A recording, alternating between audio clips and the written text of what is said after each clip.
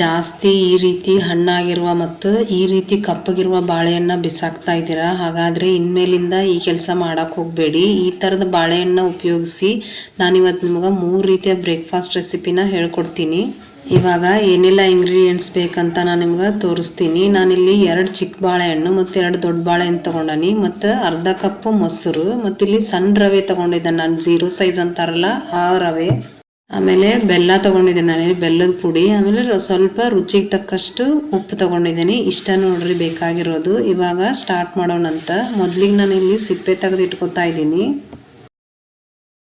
ಈ ರೀತಿ ಜಾಸ್ತಿ ಮೆತ್ತಗೆ ಏನಾದರೂ ಆಗಿದ್ರೆ ಒಂದ್ಸಲ ಕ್ರಾಸ್ ಚೆಕ್ ಮಾಡ್ಕೊಳ್ಳಿ, ಏನಾದರೂ ಹುಳು ಇದೇನಾ ಅಂತ ಹೇಳಿ. ಇವಾಗ ನಾನು ಇಲ್ಲಿ 4 ಬಾಳೆಹಣ್ಣ ಈ ರೀತಿ ಸುಲ್ಕೊಂಡು ಇವಾಗ ಮತ್ತೆ ಅದರಲ್ಲಿ 1-2 ಭಾಗ ಮಾಡಿಕೊಂಡು ಈ ಥರ ಪೋರ್ಕಿಂದ ಇದನ್ನು ಸ್ಮ್ಯಾಶ್ ಮಾಡ್ಕೊತಾ ಇದ್ದೀನಿ. ಇದನ್ನು ನೀವು ಮಿಕ್ಸರ್ಗೂ ಹಾಕ್ಕೋಬೋದು, ಆದರೆ ಬಾಳೆಹಣ್ಣು ನಾವು ಮಿಕ್ಸಿಗೆ ಹಾಕೋದ್ರಿಂದ ಜಾಸ್ತಿ ಲೋಳೆ ಥರ ಆಗ್ತೈತಿ. ಆದ್ದರಿಂದ ನೀವು ಇದೇ ಸ್ಟೆಪ್ನ ಫಾಲೋ ಮಾಡ್ಕೊಳ್ಳಿ. ಈ ರೀತಿ ಆದ್ರೆ ರೆಡಿ ಆಯ್ತಂತ. ಇವಾಗ ನಾನು ಇದಕ್ಕೆ 3/4 ಕಪ್ನಷ್ಟು ಬೆಲ್ಲದ ಪುಡಿ ಹಾಕೋತಾ ಇದ್ದೀನಿ. ಯಾಕಂದ್ರೆ ನಾವು ಇದನ್ನು ಇವಾಗ ನಾವು ಸ್ಮ್ಯಾಶ್ ಮಾಡ್ಕೋಬೇಕಾಕತಿ. ಯಾವುದೇ ರೀತಿ ಬೆಲ್ಲದ ಇದು ಸಿಗಬಾರ್ದು ನಮ್ಗೆ. ಆ ರೀತಿ ಇದನ್ನು ನೀವು ಅದೇ ಪೋರ್ಕಿಂದ ಆದಷ್ಟು ಸ್ಮ್ಯಾಶ್ ಮಾಡ್ಕೊಳ್ಳಿ. ಇಲ್ಲಿ ಬಾಳೆಹಣ್ಣು ಮತ್ತು ಬೆಲ್ಲ ಎರಡೂ ಹೊಂದ್ಕೋಬೇಕು. ನೀವು ಅಲ್ಲಿವರೆಗೂ ಇದನ್ನ ಚೆನ್ನಾಗಿ ಮಿಕ್ಸ್ ಮಾಡ್ಕೋಬೇಕು. ಇವಾಗ ನೋಡ್ತಿರ್ಬೋದು ನೀವು, ಇದು ರೆಡಿ ಆಗೈತಿ. ಇವಾಗ ನೆಕ್ಸ್ಟ್ ಏನು ಮಾಡ್ಬೇಕಂದ್ರೆ ನಾನು ಇಲ್ಲಿ ಒಂದು ಮಿಕ್ಸಿಂಗ್ ಬೌಲ್ನ ತಗೋತಾ ಇದ್ದೀನಿ. ಇವಾಗ ನಾನು ಇದಕ್ಕೆ ಆವಾಗಲೇ ತೋರಿಸಿದಂಥ ಸಣ್ಣ ರವೆನ ಹಾಕ್ಕೋತಾ ಇದ್ದೀನಿ. ಇದಕ್ಕೆ ಇವಾಗ ನಾನು ಮೊಸರು ಹಾಕ್ಕೋತಾನೆ ನೋಡ್ರಿ. ಎಷ್ಟು ಮೊಸರು ಹಾಕ್ಕೋತಾನೆ ಅಂತಂದ್ರೆ ಸ್ಪೂನ್ ಲೆಕ್ಕದಲ್ಲಿ ನಾನು ನಿಮ್ಗೆ ತೋರಿಸ್ಕೊಡ್ತೀನಿ. ಇದು ಗಟ್ಟಿ ಮೊಸರು, ಆದ್ರಿಂದ ನಾನು 5 ಸ್ಪೂನ್ ಮೊಸರನ್ನ ಇಲ್ಲಿ ಹಾಕ್ಕೋತಾನೆ. ನೀವು ರವೆನೂ ಅಷ್ಟೇ, ನಾನಿಲ್ಲಿ 1/4 kg ರವೆನ ತೊಗೊಂಡಿದ್ದೀನಿ. 1/4 kg ರವೆಗೆ ನಾನಿಲ್ಲಿ 5 ಸ್ಪೂನ್ ಅಷ್ಟು ಒಂದು ಸ್ವಲ್ಪ ಗಟ್ಟಿ ಮೊಸರನ್ನ ಹಾಕ್ಕೊಂಡಾನಿ. ಇವಾಗ ಇದನ್ನ ಚೆನ್ನಾಗಿ ಎರಡನ್ನೂ ಮಿಕ್ಸ್ ಮಾಡ್ಕೊಳ್ಳೋಣಂತ. ನಿಮ್ಗೆ ಇನ್ನೂ ಡೀಟೇಲಾಗಿ ಹೇಳ್ಬೇಕಂತಂದ್ರೆ ನೀವು ಎಷ್ಟು ರವೆ ತೊಗೊಂಡಿರ್ತೀರಲ್ಲ ಆ ರವೆ ಹೀರ್ಕೊಳ್ಳೋಷ್ಟು ಮೊಸರು ಹಾಕ್ಕೊಳ್ಳಿ ಸಾಕು. ಇವಾಗ ನೀವು ನೋಡ್ತಿರ್ಬೋದು ಇದು ಆಗೈತಿ. ಇವಾಗ ನಾನು ಇದಕ್ಕೆ ಅವಾಗಲೇ ಏನು ಮಿಕ್ಸ್ ಮಾಡಿ ಇಟ್ಕೊಂಡಿದ್ದೆನಲ್ಲ ಬಾಳೆಹಣ್ಣು ಮತ್ತು ಬೆಲ್ಲನ ಸೇರಿಸ್ಕೊತಾ ಇದ್ದೀನಿ. ಬೆಲ್ಲನೂ ಅಷ್ಟೇ, ನೀವು ನಿಮ್ಮ ಮನೇಲಿ ಜಾಸ್ತಿ ಬೆಲ್ಲ ಏನಾದರೂ ಇಷ್ಟಪಟ್ಟರೆ ಇಲ್ಲ ಸ್ವೀಟ್ ಇಷ್ಟಪಡ್ತಿದ್ರೆ ನೀವು ಬೆಲ್ಲ ಜಾಸ್ತಿ ಹಾಕ್ಕೋಬೋದು. ನಾನಿಲ್ಲಿ ಕಡಿಮೆ ಹಾಕ್ಕೊಂಡಾನಿ. ಇವಾಗ ಇದನ್ನು ನಾವು ಚೆನ್ನಾಗಿ ಒಂದ್ಸಲ ಇವೆರಡೂ ಹೊಂದ್ಕೋಬೇಕು. ಅಲ್ಲಿವರೆಗೂ ಇದನ್ನು ಮಿಕ್ಸ್ ಮಾಡ್ಕೊಳ್ಳೋಣಂತ. ಇಲ್ಲಿ ನಾನು ಇದು ಒಂದೇ ಹಿಟ್ಟಿಂದ ನಿಮ್ಗೆ 3 ರೀತಿಯ ಬ್ರೇಕ್ಫಾಸ್ಟ್ ರೆಸಿಪಿನ ತೋರಿಸ್ತೀನಿ. ಒಂದ್ಸಲ ನೀವು ಕಲಸಿಟ್ರೆ ಮುಗೀತು. 3 ಥರದ ಅಡುಗೆನ ನೀವು ಮಾಡ್ಬೋದು ಇದರಲ್ಲಿ. ಇವಾಗ ನಾನು ಇವೆರಡೂ ಚೆನ್ನಾಗಿ ಕಲಸಿಟ್ಕೊಂಡೀನಿ. ಇವಾಗ ಇದಕ್ಕೆ ನಾನು ನೆಕ್ಸ್ಟ್ ಉಪ್ಪು ಹಾಕ್ಕೋತಾ ಇದ್ದೀನಿ. ಜಾಸ್ತಿ ಏನು ಹಾಕ್ಕೊಳಕ್ಕೆ ಹೋಗ್ಬೇಡ್ರಿ, ಸ್ವಲ್ಪ ಹಾಕ್ಕೊಳ್ಳಿ. ಈಗ ನೋಡ್ತಿರ್ಬೋದು ನೀವು, ಅದು ಗಟ್ಟಿ ಥರ ಕಾಣ್ತಾ ಐತಿ. ಅದಕ್ಕೆ ನಾನು 2-3 ಸ್ಪೂನ್ ಅಷ್ಟು ಇಲ್ಲಿ ನೀರು ಹಾಕ್ಕೋತಾನೆ. ಹಾಕ್ಕೊಂಡು ಚೆನ್ನಾಗಿ ಇದನ್ನು ಕಲಿಸ್ಕೋತಾನೆ. ಒಂದು 2-3 ನಿಮಿಷ ಆದರೂ ನೀವು ಇದನ್ನು ಕೈ ಬಿಡ್ಲಂಗೆ ಚೆನ್ನಾಗಿ ಕಲಿಸ್ಕೋಬೇಕಾಕತಿ. ನೀವು ನೋಡ್ತಿರ್ಬೋದು ಇವಾಗ ಇದು ರೆಡಿ ಆಗೈತಿ. ಇವಾಗ ನಾವು ಇದನ್ನು ಒಂದು 10-15 ನಿಮಿಷ ತೆಗೆದು ಇಡ್ಬೇಕಾಕತಿ. ನಾನು ಇವಾಗ ಇದನ್ನು ಒಂದು ಪ್ಲೇಟ್ ಮುಚ್ಚಿ ಎತ್ತಿಡ್ತೇನೆ. ಇವಾಗ ಇದು ನೆನೆಯೋಷ್ಟರಲ್ಲಿ ನಾವು ಒಂದು ಸೂಪರ್ ಆಗಿರೋ ಚಟ್ನಿ ರೆಡಿ ಮಾಡ್ಕೊಳ್ಳೋಣಂತ. ಇವಾಗ ನಾನೊಂದು ಕಡಾಯಿಗೆ ಸ್ವಲ್ಪ ಎಣ್ಣೆ ಹಾಕಿ ಒಂದು ಹಿಡಿಯಷ್ಟು ಶೇಂಗಾನ ಇಲ್ಲಿ ಹುರ್ಕೋತಾ ಇದ್ದೀನಿ. ನಾನು ಇದಕ್ಕೆ ಯಾವುದೇ ತೆಂಗಿನಕಾಯಿ ಯೂಸ್ ಮಾಡದೇ ಇರೋದ್ರಿಂದ ಒಂದು ಅರ್ಧ ಈರುಳ್ಳಿನ ಹೆಚ್ಚಾಕೊಂಡಾನಿ.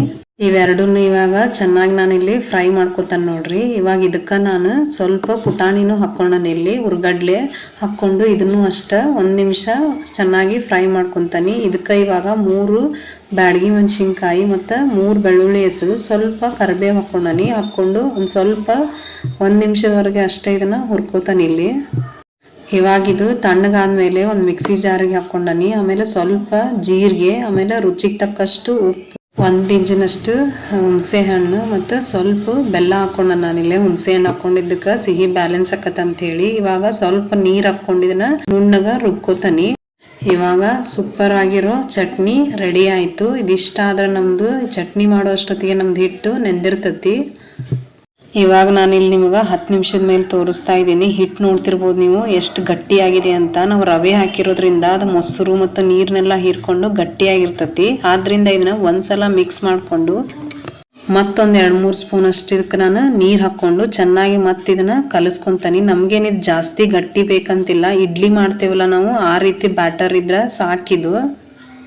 ಇವಾಗ ನಾನು ಇದಕ್ಕೆ ಅರ್ಧ ಟೇಬಲ್ ಸ್ಪೂನ್ ಅಷ್ಟು ಬೇಕಿಂಗ್ ಸೋಡಾ ಹಾಕ್ಕೊಳಕತ್ತಾನೆ. ಇದನ್ನ ಹಾಕ್ಲೇಬೇಕು ನಾವು, ಅಂದ್ರೆ ಫ್ಲಫಿ ಆಗಿ ಬರ್ತೈತಿ. ಈಗ ಅದಕ್ಕೆ ನಾನು ಒಂದು 2-3 ಡ್ರಾಪ್ಸ್ ಅಷ್ಟು ನೀರು ಹಾಕಿ ಮತ್ತೊಂದ್ಸಲ ಇದನ್ನ ಚೆನ್ನಾಗಿ ಕಲಿಸ್ಕೊಂತಾನೆ ನೋಡ್ರಿ. ಇಷ್ಟು ಕಲಿಸ್ಕೊಂಡ್ರೆ ಮುಗೀತಿದು ನಾವು ಮಾಡುವಂಥ ಬ್ರೇಕ್ಫಾಸ್ಟಿನ ಹಿಟ್ಟು ರೆಡಿ ಆಯಿತು. ಇವಾಗ ನಾವು ಮಾಡೋಣಂತ. ಮೊದಲಿಗೆ ನಾನು ಇಲ್ಲಿ ನಿಮ್ಗೆ ಇಡ್ಲಿ ಮಾಡಿ ತೋರಿಸ್ತಾನೆ. ಇವಾಗ ಸ್ವಲ್ಪ ತುಪ್ಪನ ನಾನು ಇಡ್ಲಿ ಪ್ಲೇಟ್ಗೆ ಈ ರೀತಿ ಹಚ್ಕೋತಾ ಇದ್ದೀನಿ. ಇಲ್ಲಿ ನೀವು ಬೇಕಂದ್ರೆ ಎಣ್ಣೆನೂ ಯೂಸ್ ಮಾಡ್ಕೋಬೋದು. ಇಲ್ಲಿ ಈಗ ಅವಾಗಲೇ ಏನು ರೆಡಿ ಮಾಡಿ ಇಟ್ಕೊಂಡಿದ್ವಲ್ಲ ಬ್ಯಾಟರ್, ಅದನ್ನು ಹಾಕ್ಕೋತಾ ಇದ್ದೀನಿ ನೋಡ್ರಿ. ಇವಾಗ ಇದನ್ನು ನಾವು ಒಂದು 10 ನಿಮಿಷ ಈ ರೀತಿ ಇಡ್ಲಿ ಪಾತ್ರೆಯಲ್ಲಿ ಹಾಕಿ ಸ್ಟೀಮ್ ಮಾಡ್ಕೋಬೇಕಾಕತಿ. ಇದು ಇಡ್ಲಿ ತುಂಬ ಸೂಪರ್ ಆಗಿರ್ತತಿ, ಮಕ್ಕಳಿಗಂತೂ ತುಂಬ ಇಷ್ಟ ಆಕತಿ. ಇವಾಗ ಈ ಇಡ್ಲಿ ಬೇಯೋಷ್ಟರಲ್ಲಿ ನಮ್ಮ ಸೆಕೆಂಡ್ ರೆಸಿಪಿ ಪಡ್ಡು ಸಹ ನಾನಿಲ್ಲಿ ಮಾಡಿ ತೋರಿಸ್ತೀನಿ ಅದೇ ಬ್ಯಾಟರಿಂದ. ಇವಾಗ ಪಡ್ಡು ಹಂಚಿಗೆ ಸ್ವಲ್ಪ ಎಣ್ಣೆ ಹಾಕೋತಾ ಇದ್ದೀನಿ. ನಾನಿಲ್ಲಿ ಎಣ್ಣೆ ಹಾಕ್ಕೊಂಡು ಈ ಥರ ಸಿಲಿಕಾನ್ ಬ್ರಷಿಂದ ನಾನು ಎಲ್ಲ ಕಡೆ ಸ್ಪ್ರೆಡ್ ಮಾಡ್ಕೊತೀನಿ. ಯಾಕಂದರೆ ಬ್ಯಾಟರು ತುಂಬ ಸಾಫ್ಟ್ ಆಗಿರೋದ್ರಿಂದ ಎಲ್ಲ ಕಡೆ ಎಣ್ಣೆ ಹಚ್ಚಿದ್ರೆ ಅಂಟ್ಕೊಳ್ದ ಹಾಗೆ ತುಂಬ ಚೆನ್ನಾಗಿ ಬರ್ತೈತಿ. ಇವಾಗ ನಾನು ಆವಾಗಲೇ ರೆಡಿ ಮಾಡಿರೋ ಸೇಮ್ ಹಿಟ್ಟನ್ನ ಇವಾಗ ನಾನು ಪಡ್ಡು ಹಂಚಿಗೂ ಸಹ ಹಾಕ್ಕೋತಾ ಇದ್ದೀನಿ. ಇದೇ ರೀತಿ ನೀವು ಹಾಕ್ಕೋಬೋದು. ಹಾಕ್ಕೊಂಡು ಇವಾಗ ನಾನು ಒಂದು 2 ನಿಮಿಷ ಬಿಟ್ಟಿದ್ದೀನಿ ನೋಡ್ರಿ. ಇಲ್ಲಿ ಬಿಟ್ಟಾದ್ಮೇಲೆ ಈ ರೀತಿ ನೀವು ಹೊಳ್ಳಿಸಿ ಹಾಕ್ಕೊಳ್ಳಿ. ನೀವು ನೋಡ್ತಿರ್ಬೋದು ಯಾವುದೇ ರೀತಿ ಅಂಟೋದಾಗಲಿ ಏನೂ ಆಗಿಲ್ಲ, ಅಷ್ಟು ಚೆನ್ನಾಗಿ ಪಡ್ಡು ಬರ್ತಾ ಇದೆ.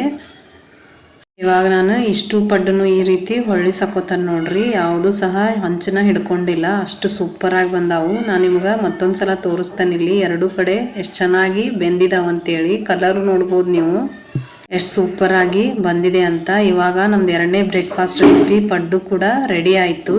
ಇವಾಗ ನಾನು ಇದನ್ನು ಒಂದು ಪ್ಲೇಟ್ಗೆ ತೆಗೆದಿಟ್ಕೋತಾನೆ. ಇವಾಗ ನಮ್ಮ ಇಡ್ಲಿನ ಚೆಕ್ ಮಾಡೋಣ ಅಂತ, ಇಡ್ಲಿ ಯಾವ ರೀತಿ ಬೆಂದಿದೆ ಅಂಥೇಳಿ. ಇವಾಗ ಪಡ್ಡು ಮಾಡೋ ಅಷ್ಟೊತ್ತಿಗೆ ಇದು ರೆಡಿ ಆಗಿಬಿಟ್ಟಿರ್ತೈತಿ. ನಾನೀಗ ಒಂದು ಟೂತ್ ಪಿಕ್ಕಿಂದ ಚೆಕ್ ಮಾಡಿ ತೋರಿಸ್ತಾನೆ ನಿಮಗೆ. ಟೂತ್ ಪಿಕ್ಕಿಗೆ ಯಾವುದೇ ರೀತಿ ಹಿಟ್ಟು ಹತ್ತದೇ ಇರೋದ್ರಿಂದ ನಾನು ಇಡ್ಲಿ ಪಾತ್ರೆನ ತೆಗಿತಾ ಇದ್ದೀನಿ. ನಾನಿಲ್ಲಿ ತೋರಿಸ್ತೇನೆ ನಿಮ್ಗೆ. ಯಾವುದೇ ರೀತಿ ತಟ್ಟೆಗೆ ನೋಡ್ತಿರ್ಬೋದು ಸ್ವಲ್ಪನೂ ನಿಮ್ಗೆ ಹತ್ತೋದಿಲ್ಲ. ಆ ರೀತಿ ತುಂಬ ಸುಲಭವಾಗಿ ನೀವು ಇದನ್ನು ತಕ್ಕೋಬೋದು. ಇವಾಗ ನಾನು ನಿಮ್ಗೆ 2 ಬ್ರೇಕ್ಫಾಸ್ಟ್ ರೆಸಿಪಿನ ತೋರಿಸಿದ್ನಿ. ಇವಾಗ ನಮ್ಮದು ಲಾಸ್ಟ್ 3ನೇ ರೆಸಿಪಿನ ನೋಡೋಣಂತ. ಅದು ದೋಸೆ, ಸೆಟ್ ದೋಸೆ. ನಾನಿಲ್ಲಿ ದೋಸೆ ಹಂಚನ ಬಿಸಿ ಮಾಡ್ಲಿಕ್ಕೆ ಇಟ್ಟನಿ. ಆಮೇಲೆ ಸ್ವಲ್ಪ ತುಪ್ಪನ ನಾನು ಇದಕ್ಕೆ ಬ್ರಷ್ಲೆ ಸವರ್ಕೋತಾ ಇದ್ದೀನಿ. ಆಮೇಲೆ ಇದಕ್ಕೆ ಇವಾಗ ನಾನು ಅವಾಗಲೇ ಇಡುವಂಥ ಬ್ಯಾಟರ್ನ ಹಾಕಿ ಸ್ವಲ್ಪ ದಪ್ಪ ರೀತಿನ ಹಾಕ್ಕೊಳ್ಳಿ. ಜಾಸ್ತಿ ತೆಳುವಾಗಿ ಸ್ಪ್ರೆಡ್ ಮಾಡೋಕ್ಕೆ ಹೋಗಬೇಡಿ. ಆಮೇಲೆ ಹಿಟ್ಟು ತುಂಬ ಸಾಫ್ಟ್ ಆಗಿರೋದ್ರಿಂದ ನೀವು ಇದಕ್ಕೆ ನಾನ್ ಸ್ಟಿಕ್ ತವಾನ ಯೂಸ್ ಮಾಡಿರಿ. ಇವಾಗ ನಾನು ಇದಕ್ಕೆ ಸ್ವಲ್ಪ ತುಪ್ಪನ ಈ ರೀತಿ ಸುತ್ತಲೂ ಹಚ್ಕೋತಾ ಇದ್ದೀನಿ ಇಲ್ಲಿ.